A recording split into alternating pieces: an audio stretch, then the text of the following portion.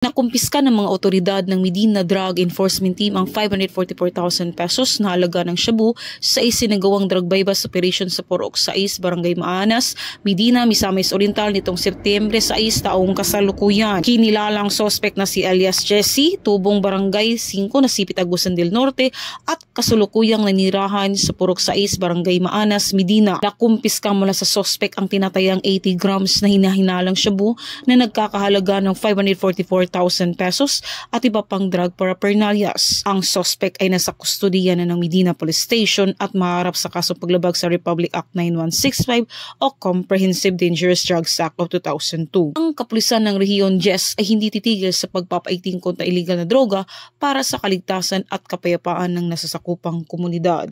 Mula dito sa Camp Capistrano, Busa, Cagayan de Oro City, ako ang inyong PNN correspondent, patrolwoman Sara Bemba Tumalaki, alagad ng batas, taga-taguyod ng Balitang Pulis.